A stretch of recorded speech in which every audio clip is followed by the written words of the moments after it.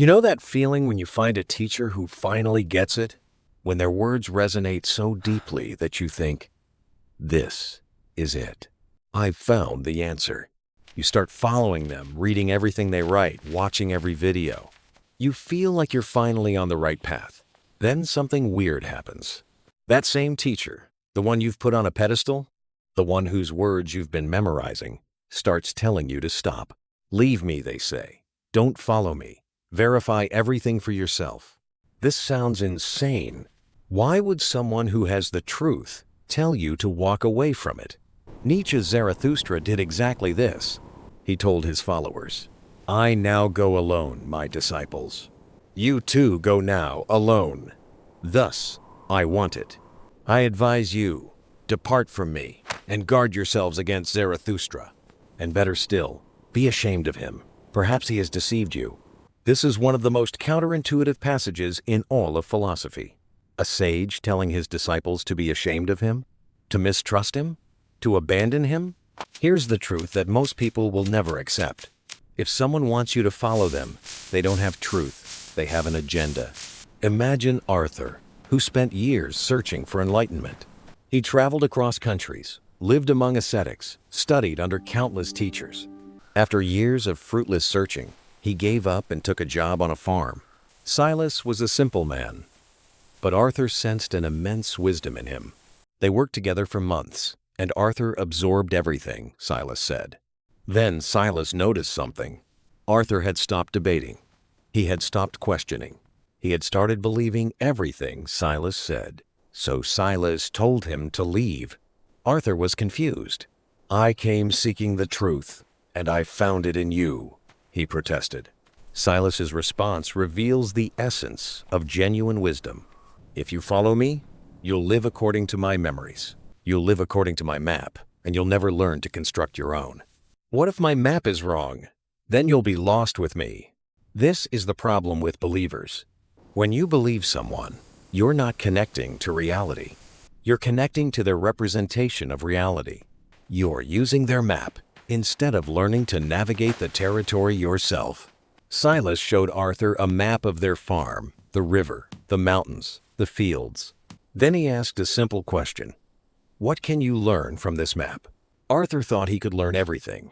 Where the farm was, where the river flowed, where to find berries. Silas corrected him. Give it a few millennia. The river will dry up, the mountains will move, and this farm may be a city. You can't learn anything about the farm as it is. You can only see an image of it as it was at some point in time. A man's memory is like this map. It can capture a shadow of reality, and he can share that with you, but he can never give you the reality itself. This is why Zarathustra told his followers to leave. This is why every genuine sage eventually pushes their disciples away. They know that following them means accepting a static representation of a dynamic reality. Nietzsche put it perfectly in a letter to his sister. If you wish to strive for peace of soul and pleasure, then believe. If you wish to be a devotee of truth, then inquire. There's a fundamental difference between believers and inquirers. Believers follow someone else's map. They feel safe because they have a guide. They feel certain because someone else has done the thinking for them, but they've lost their direct connection to reality. Inquirers make their own maps. They question everything. They verify every claim. They maintain a direct relationship with the territory, not just the map. Here's the thing about maps. They can be wrong. Even the most carefully drawn map can be outdated. Even the most wise teacher can be mistaken. If you're following someone else's map, you have no way of knowing when it's wrong.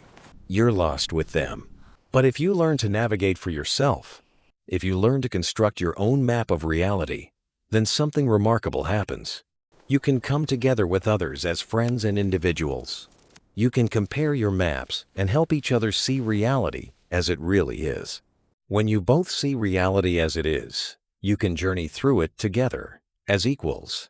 We desperately need inquirers. We need people who maintain their direct connection to reality. Why? Because every perspective brings value. When you follow someone else's map, the world loses the value that comes from your unique perspective. we lose the possibility of you seeing something they missed, pointing out an error in their map, offering a different angle that reveals new territory. This is why Zarathustra didn't want followers. He wanted equals who had done their own work, who had questioned him, who had verified his insights for themselves, and who had arrived at their own vision of reality. Here's the thing no one wants to hear. You have to do the work yourself. You can't skip the struggle. You can't bypass the confusion. You can't avoid the years of questioning and testing and verifying. There's no shortcut to wisdom that comes from someone else's experience. Silas sent Arthur away because he knew, we're both better off if you leave.